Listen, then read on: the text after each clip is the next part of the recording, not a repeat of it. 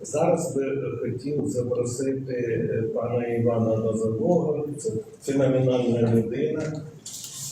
Я знав його ще як громадянина Сполучених Штатів, прихильника республіканської партії, ну, а відповідно зараз, мабуть, Трампа. Ні. Ну, це я ж так припускаю. Ну і це, мабуть, поодинокий випадок, коли людина пішла і віддала своє громадянство і взяла громадянство України. Тоді він працював плідно з Іваном Драчем, нашим і поетом, і громадським діячем, великою людиною, так скажемо. Давайте підійдемо. А зараз займається волонтерством, всім, що попало, щоб допомогти перемогти Путіна. Вам слово. Питання ціни припинення вогню в гарячій фазі війни надзвичайно актуальне, тому що ми знаємо від Трампа і від фактично всіх у його оточенні, що він буде це питання просувати. Це не є, я би сказав, одна з перших 3 чи 5 питань його порядку денному після 20 січня, коли він приступить на виконання обов'язків, але воно є. І тут дуже важлива позиція його майбутнього радника, спецпредставника по війні в Україні, Кіт Келлогг. Це генерал. Він, на жаль, на початку цього року був співавтором мирного плану, який передбачав припинення вогню в Україні на тих позиціях, що зараз є. Я поясню, чому я вважаю, що це, на жаль, і в першу чергу через ситуацію в Росії. Ще в травні я попереджав на Фейсбуку, що в Росії розвивається досить сильно дуже багато негативних тенденцій. 1 липня я зробив пост про ці тенденції, які вже розвинулися, і на днях вийшла стаття в журналі «Економіст» саме про це. Тому я коротко пройдуся по тих фактах, які зараз є відносно нашого ворога. Мені подобається починати з фактів. Прогнози, побажання – це всі ми, як люди, маємо і будемо мати, але факти є фактами. Вони вперті, як коли сказав Рональд Рейган. Російський рубль втратив 20% своєї вартості за останні 3 місяці. Теперішня процентна ставка, встановлена Центральним банком Російської Федерації, є 21%. Це страшна сума. Це, я пам'ятаю, в Америці на кредитній картці, коли не встигаєш оплатити те, що ти взяв борг, то призначають штраф 19%. А зараз Центральний банк Росії тримає ставку на 21%. У грудні він вже попередив, що, скоріше за все, буде підвищувати цю ставку. Аналітики вважають, що до 23%. Що це означає для приватного сектору? Ну, це означає, що, наприклад, комерційна процентна ставка. Ви маєте будь-який бізнес, хочете позичити гроші. Це значно більше, ніж 21 чи 23%. Наприклад, іпотеки видають наступні російські банки за такими ставками. Сбербанк 31,3%, ВТБ 37,1%, Совкомбанк 43,2%.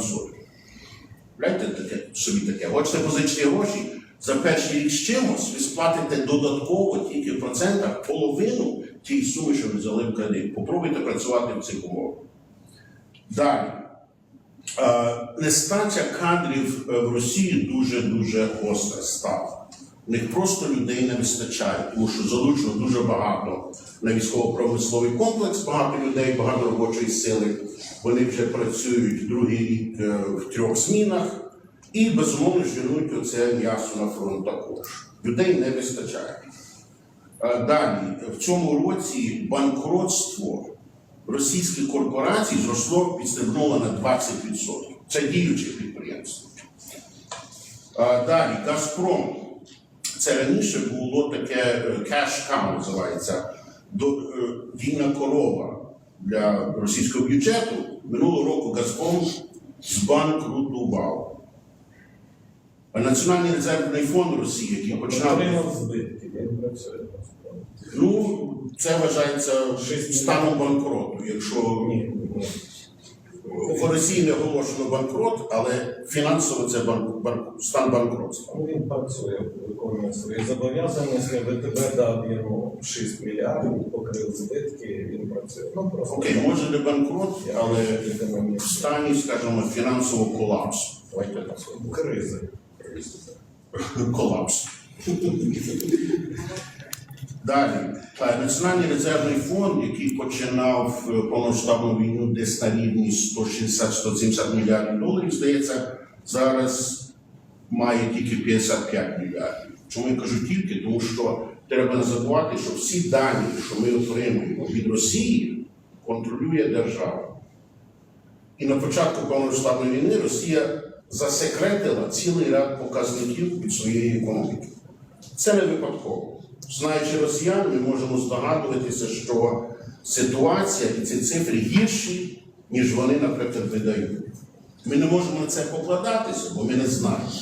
Але здогадуватись про це є раціонально і розумно, знаючи росіян. Далі. Біржа, фондова біржа Росії, московська, такою, як вона є, впала катастрофічно. Тільки акції девелоперів по нерухомості впали на 75%. Інфляція. Я зазначу, що офіційні дані, що ми отримали за останні 2 місяці, начебто інфляція трошки впала. Здається, там по 50 чи більше цих базових points. Але один американський економіст співставив цю інформацію з рештою інформації по російській економіці і дійшов висновку, що справжня інфляція в Україні 23%. Вони 8,5%, як вони зараз претендують. Тобто, скоріше за все, це брехня. Це підтримується тим, що ми знаємо про конкретні речі, які продаються. Наприклад, масло, м'ясо і, наприклад, цибуля за рік зросли в вартості 25-30%.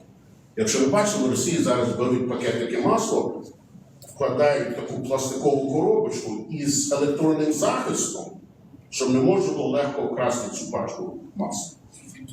Далі.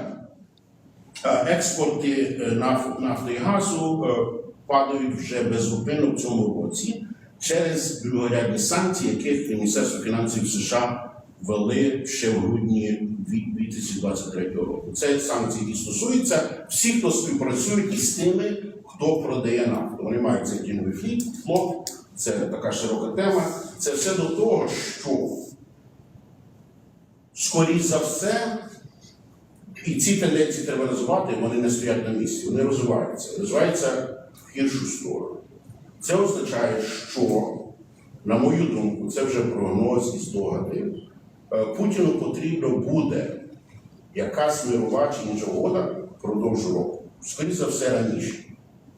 І це співпадає з тим, що команда Трамп і сам Трамп хочуть. Вони хочуть припинення війни в тому розумінні, щоб припинили стріляти.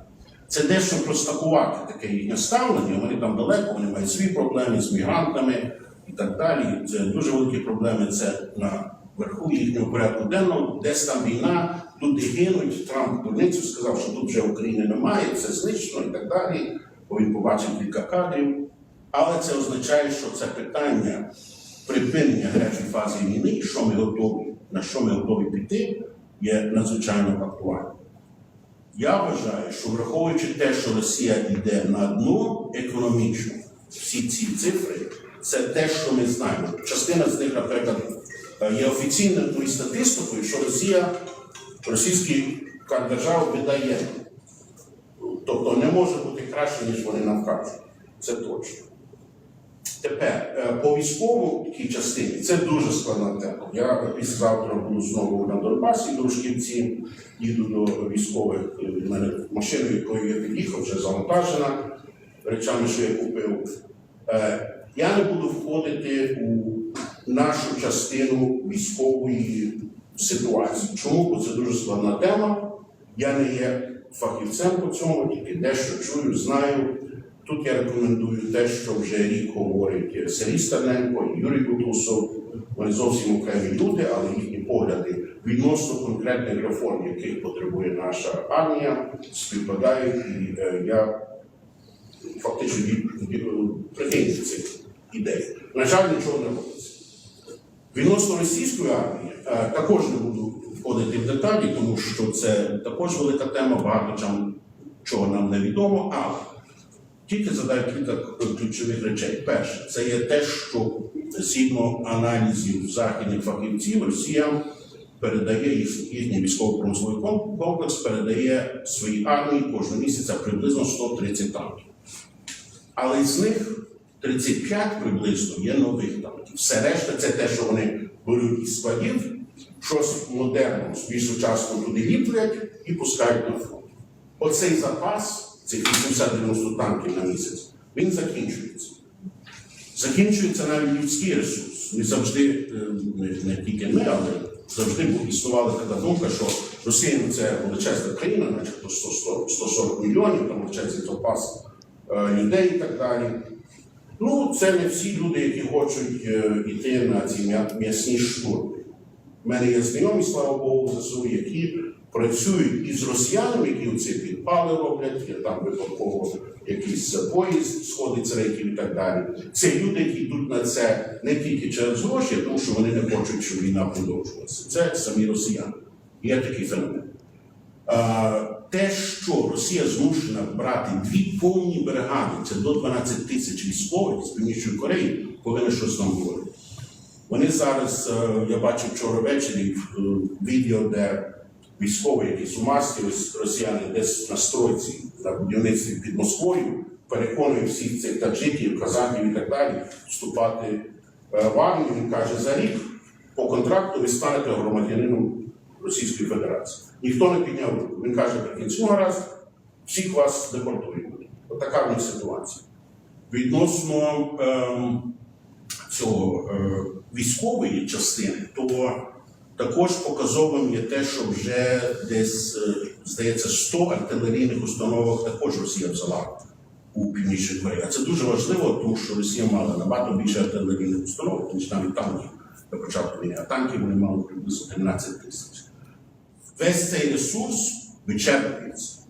Зрозуміло, що зараз Росія все це кидає по максимуму, робить вигляд, якийсь міф, що вони там ще можуть довго воювати, йти до Дніпра, і до Києва і так далі, але це все абсолютно фікція, це факти абсолютно не підтримують. Тому мій висновок відносно ціни, відносно припинення гарячої фази війни є однозначним. Ми повинні, як не дивно це не звучить зараз, коли ми втрачаємо позиції на фронті, це в основному через недолугість нашого вищого командування. Я вважаю, Сирський на днях сказав, що в Курській області ми втрачаємо тільки половину втрат російських солдатів. Половину, це його, перепрошую, лапка влаштовує. Тільки за цю фразу таку людину в нормальній країні, я вважаю, би звільнили негайно. У цій війні ця війна йде на виснаження. Так званий attritional war. Це означає, як говорив професор Поткін з Стенфордського університету, я подивився його виступ ще 20 років тому, що кожна сторона має 2 основні важелі у цій війні. Перше, це скільки вона може виготовити чи поставити зброю, боєприпаси, а друге, скільки вона може знищити і заважати цьому же своєму противнику. Ми обидва сперечаємося. Ми можемо бити по Росії. Росія не може зашкодити жодному виробництву. Бо вся наша зброя, фактично, і боєприпаси, які з Заходу. Це наша перевага. Чи хтось сумнівається в цій кімнаті, чи серед глядачів, що якщо буде припинено вогонь, що Росія знову на нас піде? Підніміть руку, будь ласка. Як? Чи хтось сумнівається, що в випадку припинення вогню, уважно слухайте, будь ласка, Росія знову не піде на нас? Піднімайте руку. Дивлячись на яких умовах. Залежить, так. Дивлячись на яких умовах. Яке в нас ми зможемо сформувати озброєння. Тобто, якщо ми запитання. Ми підняли. Якщо ми розробимо відповідну доктрину стримування наповненої зброєю, тоді вони не підуть, тому що ми їх знищимо.